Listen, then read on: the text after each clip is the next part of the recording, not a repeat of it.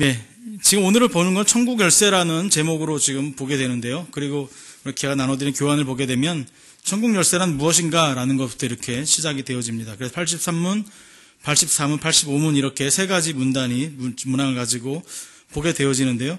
이것은 뭐 천국 열쇠라는 부분이 따로 떨어져 있는 것이 아니라 지난주에 봤던, 지지난주에 봤던 성찬과 연결이 되어지고요. 그 다음에 또 말씀과 연결이 되어지는 부분을 보게 됩니다. 그러니까 이 교회 구성의 3요소에는 말씀, 성찬, 성례, 그리고 지금 이 오늘 천국 열쇠의 한 부분을 일부 담당하고 있는 7위에 대한 부분이 이렇게 구성이 되어지고 됩니다.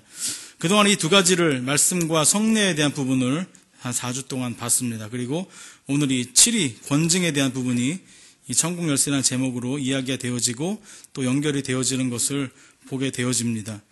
오늘 이 문제들을 한번 이렇게 쭉 훑어보시면은 첫 33문의 문제를 보게 되면 천국의 열쇠란 무엇인가, 그리고 84문의 문제를 보게 되면 어떻게 천국의 문이 복음 전파에 의해서 열리고 닫히느냐, 그리고 85문에 보게 되면 어떻게 천국의 문이 기독교 권징에 의하여 닫히고 열립니까? 라는 것. 그래서 어렴풋이 보게 되면 열리고 닫히고 하는 것이 있는데 이것이 어떻게 진행되고 있는가를 볼 수 있어야 되는 것이고요.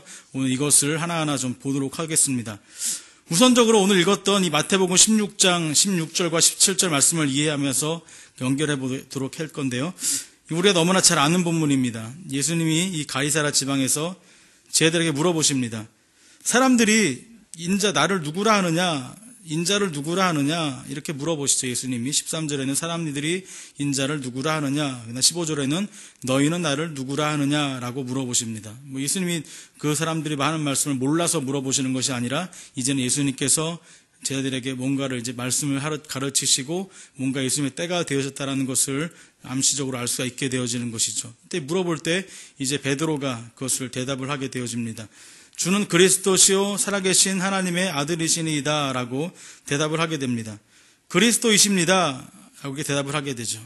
이것은 그리스도입니다는 당신이야말로 구약에 예언된 그 메시아입니다 라고 이야기하는 것입니다. 그동안에 기다렸던 메시아입니다. 당신이야말로 우리가 그렇게 기다렸고 기도했던 그 메시아입니다 라고 베드로가 대답을 하고 있는 것입니다. 그리고 더 나아가서는 살아계신 하나님의 아들이십니다 라고 해서 그동안에 우리들이 잘못 알고 있었던, 그 다음에 생명도 없었던 거짓신, 그리고 죽어있는 신들과 다른 분이십니다 라는 것을 표현하고 있는 것입니다. 이 베드로의 놀라운 이 고백은 우리의 입술로도 계속해서 같이 고백하시면서 이것이 우리 안에 좀 새겨지기를 늘 애쓰시길 바라겠습니다. 살아계신 하나님께서 온 하나님의 아들이다라고 표현합니다. 구약 유대인들의 통상적으로 아들과 아버지는 하나이다라는 것, 그런 통상적인 개념들을 갖고 있다 보니까 살아계신 하나님이시다라고 표현할 수도 있는 것이죠. 그러니까 메시아이십니다, 살아계신 하나님이십니다라고 베드로가 이렇게 표현을 하고 있는 것입니다. 베드로는 예수님이 원하시는 대답을 멋지게 하고 있습니다. 그래서 예수님은 그의 이 신앙 고백을 축복을 하시죠. 바요나 시몬아 내가 복이 있도다 라고 축복을 합니다. 이 복은 신앙 고백을 하는 순간 하늘에 임하는 놀라운 복인 것이죠. 근데 여기서 더 중요한 것은 예수님께서 말씀하시는 것처럼 베드로의 신앙 고백의 내용이 중요한 것이지 베드로 자신이 아니라는 것입니다. 그래서 예수님은 이 신앙 고백의 근원이 베드로 자신에게 온 것이 아니라 하나님으로부터 온 것임을 밝히시고 있는 것을 보게 됩니다. 그래서 지금 예수님께서는 17절에 보게 되면 바요나 시몬아 내가 복이 있도다 이를 내게 알게 하니는 혈육이 아니요 하늘에 계신 내 아버지시니라 라고 예수님이 먼저 그 부분을 밝히고 있는 것을 보게 됩니다. 그래서 이 베드로는 자신이 신앙 고백을 한 것이 아니라 이 신앙 고백은 하나님께서 그의 입술을 열어주셔서 할 수 있었다라는 것이죠. 마찬가지입니다. 우리 마음도 우리 입술을 통해서 고백하는 것 같지만 주의 성령을 통해서 깨닫게 하시는 은혜를 이끌어 주시지 않으면 우리 또한 역시 이런 바른 고백, 신앙 고백을 할 수가 없는 것입니다. 그래서 예수님이 이렇게 말씀하고 계십니다. 이 반석 위에 내 교회를 세우겠다라는 것입니다. 이 반석 위에 내 교회를 세우겠다. 그런데 이 반석 위라는 것은 베드로의 이름을 갖고 있는 의미라서 베드로 위에 교회를 세우겠다라고 하는 것이 아니라 이 신앙 고백 위에 교회를 세우겠다라는 것입니다. 베드로가 했던 이 신앙 고백 위에 교회를 세우겠다라고 하는 것입니다. 그러니까 그동안에 지금 로마 카톨릭이 잘못 알고 있었던 베드로의 위에 교회를 세우고 로마 교황권이 베드로의 후계자로 해서 이렇게 권위를 물려받는다라는 것은 잘못된 교리죠. 그런 부분들을 이야기하고 잘못된 것이다라고 이야기가 되고 있습니다. 근데 지금 실제적으로 교회가 세워지는 것은 베드로라는 이름 위에가 아니라 베드로가 했던 그 신앙 고백 위에 교회가 세워지는 것입니다. 그리고 이 고백한 이후에 베드로가 예수님께서 이제 21절에 보게 되면 예수님께서 어떻게 이제 이 땅에 오셔서 감당하셔야 될 일들을 하나하나 말씀하고 계시죠. 근데 이제 베드로는 또 예수님에게 그런 일이 생기지 않기를 바라는 마음으로 고백을 하게 되고 예수님께서는 그 인간적인 마음을 고백했던 베드로의 마음을 꾸짖습니다. 사단아 물러가라 라고 꾸짖게 되는 것을 보게 됩니다. 방금 전에는 예수님에게 주는 그리스도시요 살아계신 하나님의 아들이다라는 칭찬을 또 들었던 베드로가 또 얼마 안 이후에 바로 곧 이어서 사단아 물러가라 라는 또 그런 꾸지람을 또 듣게 되어지는 모습을 보게 됩니다. 그렇기 때문에 이 인간의 생각은 이렇게 바르고 정확하게 나아갈 수가 없게 되어집니다. 그래서 베드로라는 사람 위에 교회를 세울 수 있는 것이 아닙니다. 그러니까 베드로라는 사람 위에 교회는 어떤 교회든 어떤 것이든 간에 세울 수는 없는 것이죠. 신앙 고백 위에 교회가 세워지는 것입니다. 이 교회는 인간의 생각을 기초로 한 공동체가 아니라 살아계신 하나님의 아들이신 그리스도에 대한 고백을 기초로 하는 공동체입니다. 그러니까 교회의 가장 기초가 되어지는 것은 이 베드로가 고백했던 것처럼 주는 그리스도시요 살아계신 하나님의 아들이십니다라고 말했던 그 신앙의 고백이 교회의 가장 기초가 되어진다라는 것입니다. 그래서 여기서 우리가 생각해 먼저 하고 넘어가야 될 부분이 뭐냐면 교회란 무엇인가라는 것입니다. 교회란 무엇인가? 이 교회란 무엇인가라는 것을 가지고 이제 오늘 이 천국의 열쇠라는 부분을 들어가야 되는데 이 교회라는 것은 예수님을 바르게 고백하는 자들이 교회다라는 것입니다. 예수님을 바르게 고백하는 자들이 교회다. 이 교회에게 열쇠를 준다라는 것입니다. 예수님을 바르게 고백하는 자들에게 천국의 열쇠를 준다라는 것이에요. 그 열쇠라는 것이 지금 우리는 이제 문을 연다라는 개념으로 갖고 있지만 열쇠라는 개념이 그 당시의 개념으로는 권세라는 의미의 상징입니다. 그래서 왕궁의 열쇠를 가진 사람은 그 왕궁에서 가장 권위 있는 지위가 있었다라고 말하죠. 그리고 열쇠는 그것이 어느 무엇이든지 지배할 수 있는 권세를 상징하고 있었은 걸 보게 됩니다. 그런 것처럼 천국을 열 수 있는 권한, 천국을 열 수 있는 권세, 그것을 어디에게 주겠다고요? 교회에게 주겠다라고 이야기하고 있는데 그 교회는 무엇을 위한 바탕 위에 베드로의 신앙 고백을 바탕 위에 세워진 교회에게, 그 교회에게 권세를 주게 되는데 어떻게 천국을 열 수 있는 권한을 주게 되어진다라는 것으로 지금 이야기가 되어지고 있는 것입니다. 예수님이 베드로에게 주는 권세는 무엇일까요? 그러니까 천국을 열 수 있는 가장 그 권세는 뭐냐면 복음 전파에 관한 사도적인 권한을 말하고 있습니다. 베드로에게 넘겨준 권한은 베드로가 이 땅에서 생명을 다할 때까지 할 수 있었던 일이 뭘까요? 예수 그리스도에 대한 복음을 전하는 것입니다.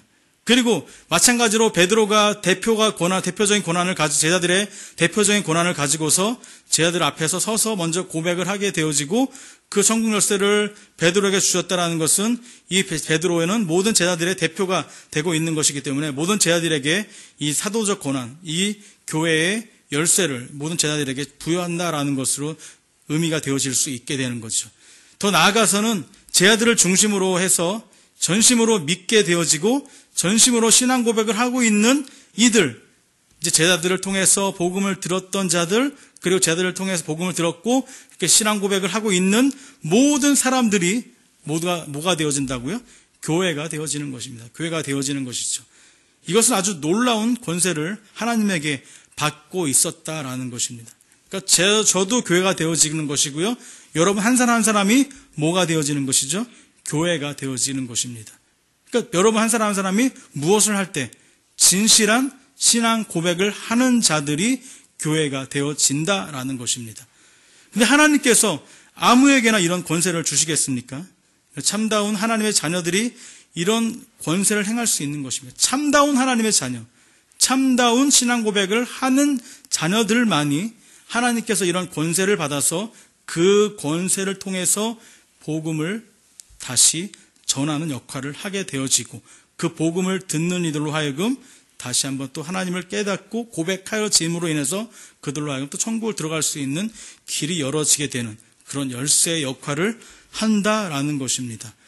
그리스도에게 받은 많은 이 권세 중에 열쇠를 가진 자는 그의 뜻을 살펴서 그의 뜻대로 하기에 힘쓰는 것이 반드시 필요한 것입니다. 그러니까 지금 열쇠를 받은 열쇠를 받은 저와 여러분은 무엇을 살펴야 되냐면, 열쇠를 주신 예수 그리스도, 그리고 교회의 머리가 되어주시는 예수 그리스도의 뜻대로 살아가는 것이 교회인 우리들이 가장 해야 될 일이다라는 것입니다.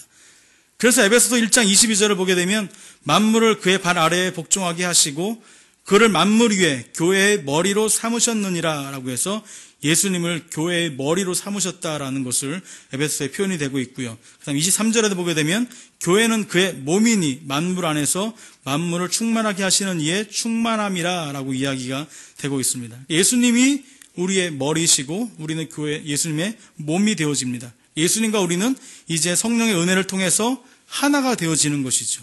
그래서 예수님과 우리는 하나 연합이 되어져서 이제는 우리는 예수님의 진정한 통치를 받는, 진정한 인도함을 받고 그를 이끌림 받는 교회로 나아가게 되어지는 것입니다.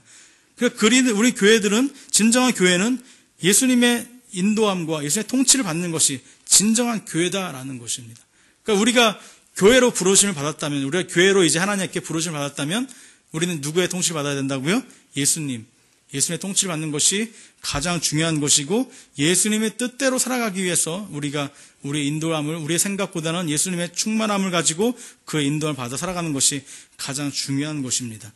그리고 고린도전서 3장 16절에 보게 되면 너희는 너희가 하나님의 성전인 것과 하나님의 성령이 너희 안에 계시는 것을 알지 못하느냐. 그러니까 우리가 교회이고 예수님의 통치함을 받고 있고 성령님이 우리 안에 계시는 것입니다. 그래서 예수님께서도 요한복음에서 나는 스스로 말하지 않고 아버지께 들은 것을 말한다라고 자신이 그렇게 드러나지 않는 것을 표현했던 것처럼, 마찬가지 성령님도 그렇게 표현합니다. 아버지께 들은 것을 말한다고 한 것처럼 교회는 스스로의 권한이나 이름을 나타내는 것이 아니라 성부와 성자와 성령의 이름으로 행하여야 하는 것이다 라고 이야기가 되고 있는 것이죠. 그러니까 참다운 교회, 참다운 교회는 신앙을 고백하는 그런 참다운 교회는 예수님의 이름을 드러내고 예수님의 통치를 받게 되어지고 예수님의 가르침을 받게 되어지는 그 교회가 참다운 교회다라는 것입니다. 그러니까 우리는 복음으로 채워져 있어야 되고 복음을 전하는 것이 교회의 가장 중요한 역할이기 때문에 복음을 우리가 바르게 알고 바르게 전하기 위해서 늘 애쓰는 것이 교회의 가장 중요한 역할이다라는 것을 볼 수가 있게 되어지는 것이죠. 그럼 이제 83번부터 보도록 하겠습니다. 교회가 그런 것이다라는 것을 통해서 보게 되고요. 그러면 천국의 열쇠는 무엇인가라는 것 질문 한번 보도록 하겠습니다. 83번 질문 한번 보겠습니다. 천국의 열쇠란 무엇입니까? 답을 한번 같이 읽도록 하겠습니다. 시작. 거룩한 복음의 설교와 회개를 위해 시행되는 기독교 권징입니다. 즉 이 두 가지를 통하여 천국의 문은 복음 전파와 권징을 통하여 신자들에게는 열리고 불신자들에게는 닫히는 것입니다. 이렇게 질문이 되고 있고요. 또 84문에도 보게 되면 어떻게 천국의 문이 복음 전파에 의해서 열리고 닫힙니까? 라고 이렇게 문제가 나와 있으면서 이 답에 보게 되면 이제 총 세 가지로 84문과 85문에 정리를 해보면 세 가지로 열려지는 것이 나와 있습니다.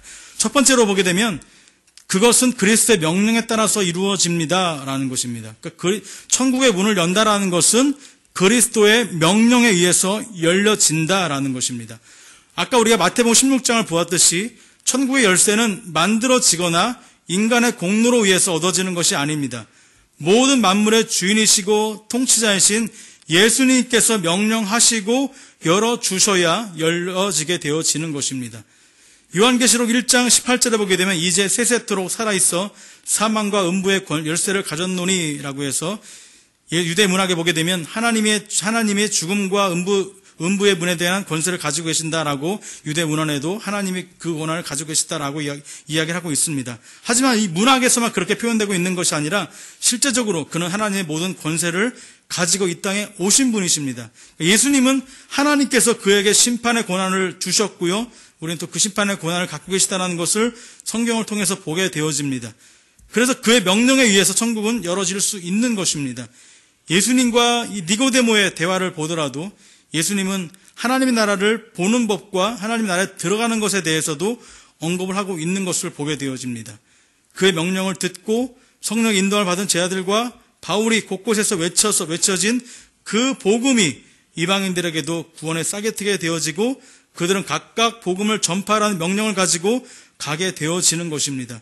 그러니까 지금 천국 문이 열려지는 가장 첫 번째 조건은 뭐냐 하면 그리스도의 명령에 의해서 열려진다라는 것입니다. 그럼 두 번째 복음 전파에서 열려지는 방법은 뭐냐 하면 84문의 답을 보게 되면 그리스도의 명령에 따라 이루어집니다. 그 뒷문에 보게 되면 모든 신자들이 참된 믿음으로 복음의 약속을 믿을 때 하나님께서 그리스도의 공로로 말미암아 그들의 모든 죄를 용서해 준다는 것을 사람들의 공개적으로 선포하고 선언함으로써 천국의 문은 열리는 것입니다. 라고 좀 길지만 그 열려지는 방법에 대해서 이야기가 되어져 있습니다. 바로 모든 신자들이 우선적으로 행해야 되는 것이 바로 복음의 약속을 믿는 것입니다. 하나님 명령에 예수 그리스도의 명령에 의해서 천국문이 열려지고 있다면 두 번째로 열려지는 방법이 뭐냐 하면 신자들이 확실한 믿음의 약속, 복음의 약속을 믿을 때 그것이 기초가 되어지고 그리고 그 복음을 듣고 전하는 그것을 전하고 그리고 그 복음을 듣고 돌아온 자들에게 세례를 통해서 죄 용서함을 선포하는 것, 이 죄 용서함을 선포하는 그것이 이제 천국문을 여는 하나의 또 귀한 방법이다라는 것을 이야기하고 있는 것입니다. 이런 복음을 듣고 돌아오고 회개하고 세례를 받게 되는 이 과정은 사도행전에 보게 되면 많이 드러나 있습니다. 여러 가지 사건들이, 이 일들이 계속 보여지고 있는데요. 제자들의 이야기를 보게 되면 먼저 베드로 이야기를 볼 수 있습니다. 베드로는 이방인인 고넬료의 전도가 있었습니다. 그래서 사도행전 10장 44절에서 48절에 보게 되면 그 중심적인 이야기가 나오는데 이 고넬료하고 베드로가 만나게 되죠. 고넬료가 베드로 만나게 되어지고 베드로는 고넬료에게 이제 복음에 대해서 가르치게 됩니다. 그런데 고넬료에게 주의 성령이 내려오게 되는 것을 보게 되죠. 그 주의 성령이 내려오게 되는 것을 보게 되면서 베드로는 깜짝 놀라게 됩니다. 그동안에 자기가 알고 있었던 이방인들에게 성령이 부어질 수 있었냐라는 그 하나의 의심하는 부분이 완전히 해결되어지는 것을 보게 되어집니다. 이방인에게 성령이 부어지고 있었다라는 것을 베드로는 보게 되고 그리고 그들의 구원이 있다라는 것을 베드로는 깨닫게 되어지는 것이죠. 그 다음에 베드로는 이제 그 고넬료에게 이 사람들로 우리와 같이 성령을 받았으니 물로 세례를 주는 것이 어찌 그 말이요 하면서 이 세례를 주게 되어집니다. 그 세례를 통해서 죄사함을 선포하게 되는 것을 보게 되어집니다. 그러니까 베드로는 그동안에 몰랐던 것들, 자신이 유대인 안에서만 구원이 있었고 유대인 안에서만 성령의 은혜가 있었고 유대인 안에서만 죄사함의 모든 것이 있었다라는 것을 베드로를 통해서 이방인들에게도 그것이 구원이 있었고 성령의 은혜가 있고 그리고 죄사함의 은혜가 있다라는 것을 베드로는 그때 깨닫게 되어지게 되는 것을 보게 되어집니다. 그리고 베드로와 이후에 빌립 집사가 에디오피아 내시를 만나게 되는 것을 보게 되죠. 이 에디오피아 내시가 이사야 글을 읽고 있을 때 빌립이 다가가서 그 글을 물어보게 됩니다. 물어보게 되고 에디오피아 내시가 이거를 가르쳐준 리가 없는데 어찌 알겠습니까? 라고 이야기할 때 빌립이 그 글에 대해서 설명을 하게 되죠. 그러면서 둘이 이 말씀을 깨닫게 되어지고 그 다음에 빌립은 그에게 물이 있을 때 물이 있는 곳에 가서 이제 그를 세례를 주게 되는 것을 보게 됩니다. 내가 세례를 받음에 무슨 꺼리낌이 있느냐? 그래서 빌립과 베드로의 전도 사역의 특징이 무엇입니까? 복음을 전하고 가르칠 때 그들이 복음을 듣게 되고 깨달아지는 것입니다. 그리고 세례를 통해서 죄사함의 선언을 하게 되어지는 것입니다. 그러니까 지금 이 83문의 답에 나와 있는 것처럼 그런 흐름대로 믿음을 자신이 가지고 그리고 그 자신을 가지고 복음을 전하게 되어지면 그 복음이 내가 전한 그 복음에 의해서 그것이 움직여지는 것이 아니라 성령께서 그들에게 들을 수 있도록 인도해 주시고 마음의 변화를 일으키심으로 인해서 그가 엎드려지게 되어지고 인정하게 되어지고 그리고 자신이 회개케 되어지는 은혜를 보게 되어짐으로 인해서 그는 죄 사함을 고백하게 되어지는 것을 보게 되어집니다. 이런 복음과 회개와 세례의 과정을 통해서 하나의 천국문이 또 열려지게 되어지는 과정을 볼 수 있는 것이죠. 그러니까 지금 천국문이 열려지는 것은 예수님의 명령, 그 다음에 복음을 전파, 두 가지는 우리가 충분히 알 수 있는 부분들입니다. 복음 열려지는 것은 충분히 알 수가 있는 부분이지만 여기서 이제 우리가 좀 고민해야 될 부분이 뭐냐면 그러면 복음의 문이 닫히는 경우는 언제인 거냐라는 것이죠. 닫히는 경우는 언제인 것이고 닫혀 있었던 상황 가운데서 다시 열려지는 경우는 언제냐라는 것입니다. 지난주에 제가 성찬에 대해서 말씀을 드렸던 것처럼 이 하이델베르가 썼던 그 당시와 지금의 성찬이 시간적으로도 많이 차이가 있고 또 성찬에 대해서 그 당시에는 이런 말씀과 성례 그 다음에 이런 치리에 대해서 굉장히 집중되어져 있었고 굉장히 은혜로웠고 모든 사람들이 이것에 대해서 치중하고 중심적인 생활을 살았음에도 불구하고 지금 우리들에게는 이 성찬이나 이런 교회에서 치리, 교회 권징 그렇게 여러분들에게 와닿지는 않을 것입니다.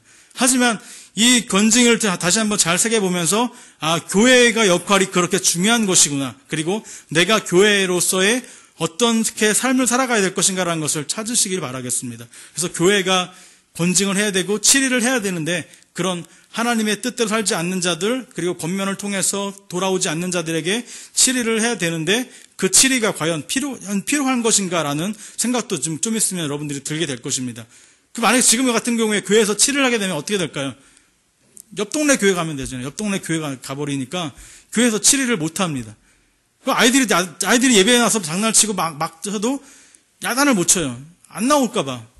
그러니까 목회자든 교사든 다 제대로 치리를 못하고 야단을 치지 못하게 되는 이게 흐름이 그런 상황이 되었다 보니까 과연 이 교회의 치리라는 부분이 교회의 천국문이 닫히게 된다는 이런 부분을 우리가 오늘 보게 되면서 과연 이게 나한테 무슨 말씀이냐 이런 해당되는 부분일지 모르겠지만 그 부분을 고민하지 마시고 내가 교회인데 내가 어떻게 내 하나님 중심으로 살아가야 될 것인가 그리고 나는 어떻게 바른 자세로 예배를 드리고 하나님 앞에 중심으로 살아가야 될 것인가라는 것을 생각을 해보셔야 된다라는 것입니다.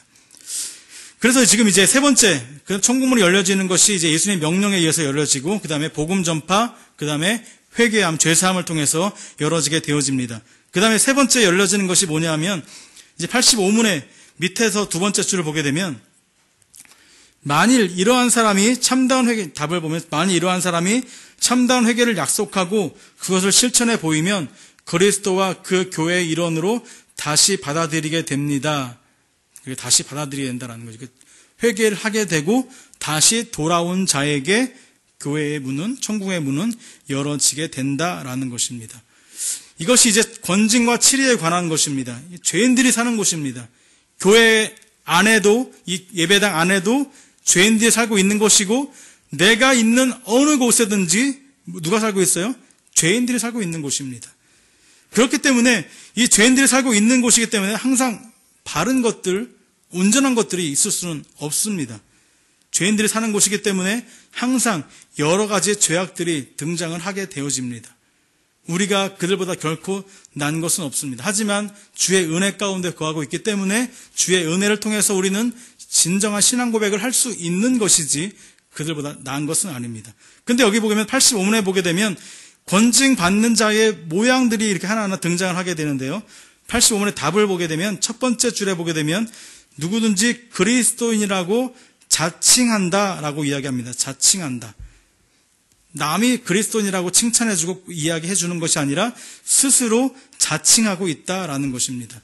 복음을 듣고 죄사함을 받은 자들은 이제 교회라 그리스도는 칭함을 받게 되는데 이 자칭이라는 말은 다른 사람들에게 믿음의 인정을 받지 못하는 것입니다. 그리고 또 신앙 고백이 없었던 자들인 것이죠.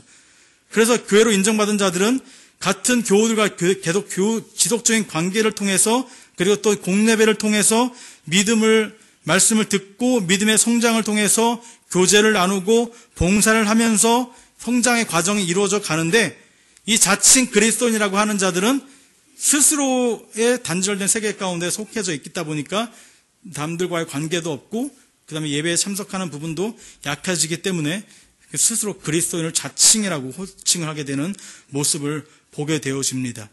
그리고 두 번째, 자칭 그리스도인이라고 말하고 있고요. 두 번째 줄에 보게 되면 비기독교적인 교리를 믿고 있다라는 것. 비기독교적인 교리를 믿고 있고 비기독교적인 생활을 하고 이런 상태라는 거죠.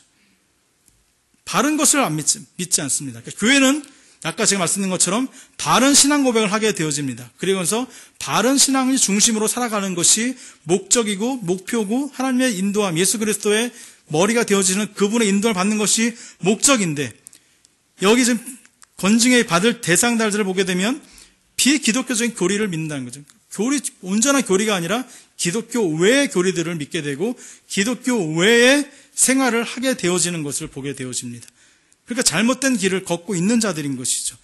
세 번째 모습을 보게 되면 계속적인 권면에도 불구하고 자신의 잘못과 사악함을 끝까지 고집하여 그 사실이 교회의 적임자들에게 알려지고 끝까지 고집한다는 것입니다. 자신들의 교들이 계속 그것은 잘못된 거야. 앞에 보면 비기독적인 교리, 당신은 지금 잘못된 교리를 믿고 있는 거야. 지금 당신의 생활은 잘못된 거야. 라고 그 교우들이 옆에서 권면해주고 이야기를 해줄지언정 그 말을 듣지를 않습니다. 그러니까 지금 이단들에 빠져있는 사람들의 모습들이 그런 모습들이죠.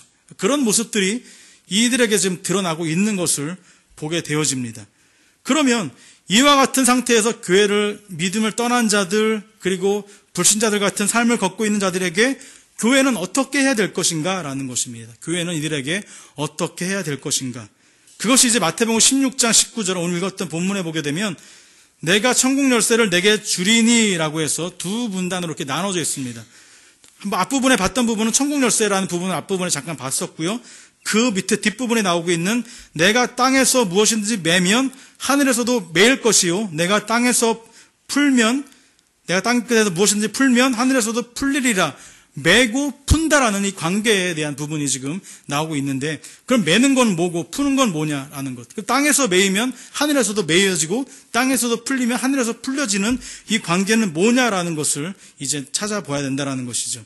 우선 땅에서 매면이라는 것은 교회의 치리를 끝까지 순종하지 않는 이들에 대해서 그들이 먼저 회개하기를 바라는 마음으로 사랑의 심정을 가지고 아주 강한 결정으로 하여 이 작은 의미의 수찬정지라고 합니다. 수찬정지를 시행한 것을 땅에서 매면이라고 합니다. 예를 들어서 설명하게 되면 이게 수찬정지를 하게 되는데 이건 수찬정지라는 것은 회개할 때까지 성찬을 정지한다는 것입니다.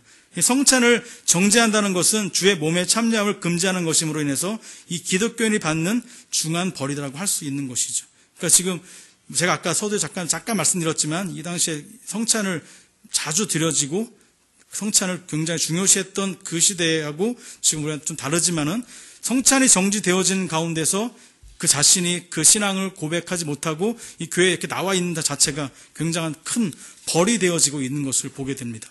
이런 극단적인 조치를 취하는 경우, 그러니까 그것이 매여 있다라는 거죠. 극단적으로 출교를 정지하고 수찬 정지했다는 것이 이 교회 내에서 매여 있는 것은 하나님께서도 그걸 볼 때, 하늘에서도 그걸 볼 때 인정을 해준다라는 것을 보게 됩니다. 그러니까 이런 극단 조치를 하는 이유는 결국 그 형제로 하여금 회개하도록 하기 위해서인 것인데 그를 사랑하여서 이런 방법을 사용해서라도 회개하도록 하려는 것입니다. 즉 바른 정신과 사랑의 심정 가운데서 그리스도의 이름과 권세로 정당하게 시행되었으면 그것을 하늘에서도 효과를 낸다라는 뜻으로 하늘에서도 매일 것이다 라는 것입니다. 하늘에서 땅에서 그런 교회의 합의에 의해서 그것을 이제 정지를 주고 그리고 그로 하여금 정지를 주는 것이 목적이 아니라 그 사람이 무엇을 하도록 하는 것이 목적이라고요. 회개하고 돌아오기를 하는 목적으로 이런 수찬 정지를 한다든지 이런 출교를 내려지는 벌을 주게 되는 것은 교회에서의 물론 정확한 이런 명령이 하늘에서도 그것을 보고 하늘에서도 매여진다. 하늘에서도 그것을 인정해 준다라는 것으로 보여진다라는 것입니다. 그럼 매면이라는 것은 죄 있음에 대한 선언과 하나님 나라 밖에 있음을 선언하신 거예요. 매여 있다라는 것은 그 사람이 지금 뭔가를 잘못하고 있다라는 것을 깨닫게 되어지는 것을 이야기하고 있는 것이죠. 그러면 그 매었다면 그런 푼다라는 것은 이 85문의 아래에서 두 번째 줄 아까 읽었던 것처럼 참다운 회개를 약속하는 자, 그것을 실현해 보이면 그리스도와 그 교회 일원으로 받아들이는 것을 말하게 되어집니다. 그러니까 매어 있던 자, 그러니까 수찬 정지를 당했다거나 교회에서 그런 벌을 지금 잠시 받고 있는 자가 내가 이런 벌을 지금 받았구나 라는 것을 자신이 깨닫게 되어지면서 뭘 하게 되죠? 참다운 회개를 하게 되어지면 교회에서도 그 회개를 인정해주고 받아들여진다라는 것입니다. 받아들여짐으로 인해서 그 사람은 이제 한 천국문이 열려지는 다시 그것에 들어갈 수 있는 은혜를 보게 되어진다라는 것입니다. 그러니까 현대 교회에서 과연 이런 칠이나 권징이 아까 제가 말씀드린 것처럼 얼마나 효과가 있을까 생각할 수 있을까라는 거 생각하게 되지만 이런 칠을 받게 되어지는 자들은 정말 내 자신을 돌아보면서 자신이 회개해야 될 부분, 정말 자신이 하나님 뜻 안에서 참된 이 신앙의 고백과 참된 믿음의 길을 걸어가고 있지 않는 모습을 회개하는 것이 중요함을 지금 언급하고 있게 되는 것이고, 그를 바라보는 교인들은 그를 정죄하는 것이 우선이 아니라 정말 그를 사랑하고 그가 하나님 안에서 바르게 돌아오기를 간절히 바라는 마음으로, 그를 사랑하는 마음으로 그에게 권면해주고 인도해주는 것이 교회의 가장 중요한 역할이다라는 것을 생각을 해봐야 되는 것입니다. 그래서 성경의 마태복음 18장 15절에 19절에 보게 되면 이 지금 권면에 대해서, 권징에 대해서 규정하고 있는데요. 네 가지로 나누겠습니다. 첫 번째로는 형제로서 행하는 첫 번째 권고가 있게 되죠. 사사로운 권고를 먼저 하게 되어집니다. 그리고 두 번째로는 이제 여러 사람이 가서 권고를 하게 되었죠. 같이 첫 번째 한 1대1로 만나게 되어지고, 1대1 만난 다음에 이제 여러 사람이 같이 가서 권고를 하게 되어지고, 그 다음에 그 권고가 들어지지 않게 되면 교회에다 얘기를 하게 되어집니다. 교회가 그 얘기를 듣고 이제 교회에서 그 사람에게 다시 한번 권면을 하게 되고 권고를 하게 되어지죠. 그런데 그 사람이 그래도 그 말을 듣지 않게 되면 이제 네 번째로는 교회의 공적인 선고가 있게 되어집니다. 이런 이 네 가지의 순서는 바뀌어져서는 안 되는 것이고, 언제든지 하나님 말씀에 따라서 행하여야 되는 것입니다. 그래서 오류를 범하는 일들이 있어서는 안 되고요. 그리고 자신들의 유익을 위해서도 안 되고, 늘 그 사람의 정말 구원을 위해서 그 사람을 정말 간절히 바라는 마음으로 행하여야 한다라는 것을 이야기하고 있는 것입니다.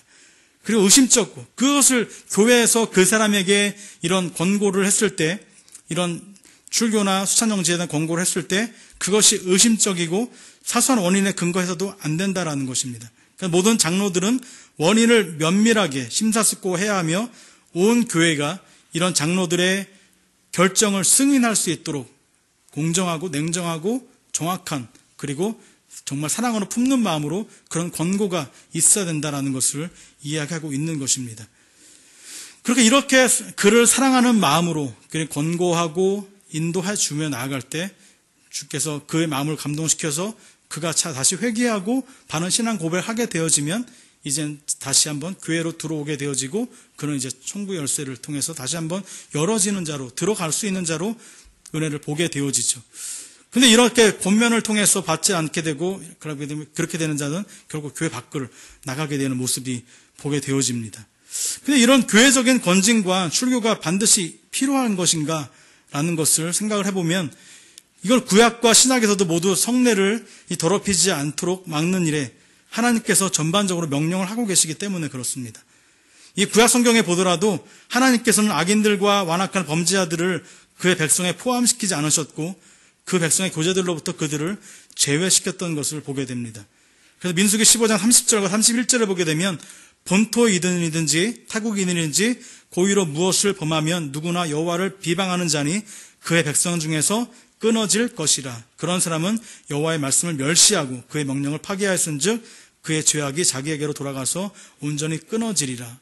하나님께서는 거룩한 나도 거룩하니 너희도 거룩하라라는 하나님 백성을 통해서 백성들에게 거룩을 명령하고 계시고, 그리고 구별된 것을 이야기하고 계시는 것처럼 구약 시대에도 이렇게 하나님께서는 그런 범죄자들, 하나님과 구별된 자들을, 하나님 안에서 살기를 원하는 자들과 구별하고 있는 모습을 보게 되어집니다. 이 두 번째로는 신약에 들어오면서 이런 부분이 더 많이 강조가 되고 있는데요. 먼저 세례 요한의 경우를 보더라도 세례 요한은 죄를 고백하고 회개한 자들 이외에는 아무도 세례를 받지 않도록 허락하지 않았습니다. 그리고 예수님도 그의 제자들도 늘 같은 이야기를 하게 되면서 회개하라라는 부분이 늘 먼저 언급이 되고 있었던 것처럼, 이 회개에 대한 굉장히 중요한 부분, 회개에 대해서 구별하는 것에 대해서 죄에서 돌이키는 부분에 대해서 굉장히 중요하게 여겼던 것을 보게 되어집니다.